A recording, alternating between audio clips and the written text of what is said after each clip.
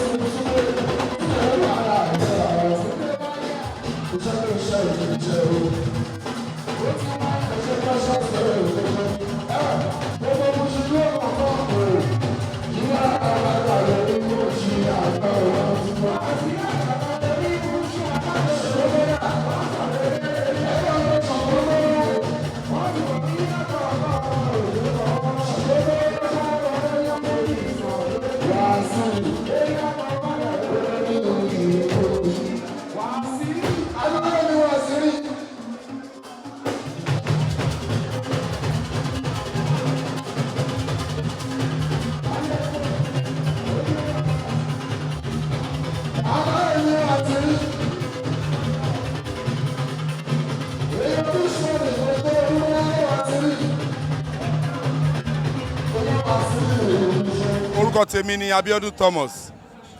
Àwa ṣe birthday Jigan Baba Ọjà, Abimbola Kazeem. Abimbola Kazeem jẹ́ ọ̀rẹ́ mi.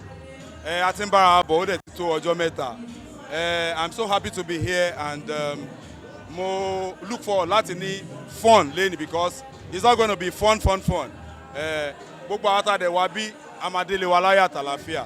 Jigan is a nice person and I'm so happy to be here.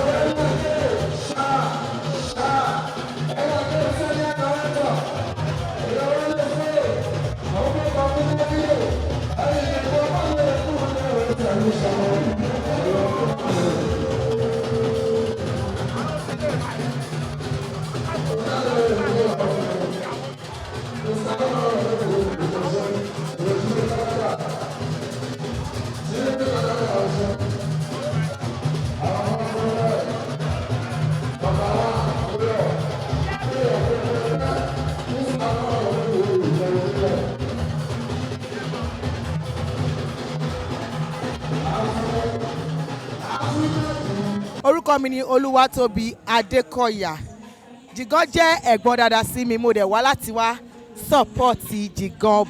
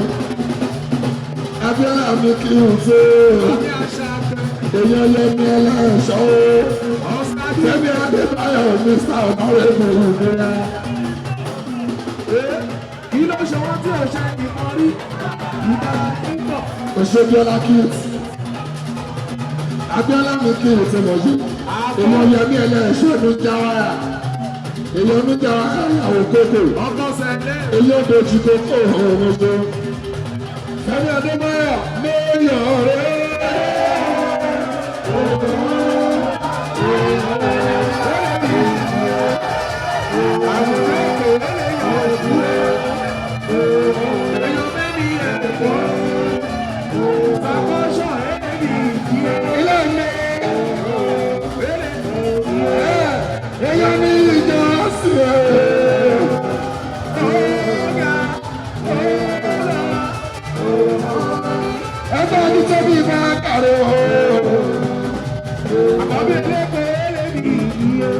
Big brother Naija, Big brother Naija. Ilé tó bí bẹ́ẹ̀ kàrẹ́ o. Lẹ́yìn lámìlẹ́kàn ṣe mo ṣe. London tẹ́mi, ọlámìlẹ́kàn ṣe ẹ̀tọ́ bí ìpínlẹ̀ àpọ̀ mo ṣe. Ọkọ̀ Adéṣọ́lá, èèyàn pàṣẹ ní ẹ̀. Mùsàfà ènìyàn. Ó ṣe lọ rí. Bàbá Kánù. Àtọ̀ fún gbogbo rẹ̀. Gbogbo kan ló máa ṣe, àbí tó bá ṣe bí ìjàkúdà, ìyẹn ló tún máa ń lójú. Yọ̀mí bàbá Kánù, ọ̀gá wa pátápátá, ó ṣe Fẹ́mi Adébáyọ̀ ní ọ̀lọ́gbọ́n ṣe. Ìgbẹ́ ìgbà sílẹ̀. Mùsàfà ó ṣọ̀. Ní ìjọsìn mi ló bá sókè. Ẹṣẹ́ tó bí kàkàrẹ́ ìjọba sọ́wọ́. Ilẹ̀ fáìnà ẹ̀ṣẹ̀ṣẹ̀. Lọ́dún kíkí kàkàrẹ́ ìjọba sọ́wọ́. Ìbọn kan balẹ̀ ló fi jẹ. Ṣé àyàn fún Adékúnlé dà? Mọ̀súrù dà? Ọmọ àpá? Mọ̀súrù? Admin fún gbogbo Afrimet President Admin lẹ́yìn. Ó ṣe Mọ̀súrù àyànfẹ́. Àyànfẹ́ ni wọ́n lè Adékúnlé. Alias Mọ̀súrù. Ilé Mọ̀súrù ni àyànfẹ́. Mọ̀rúkú.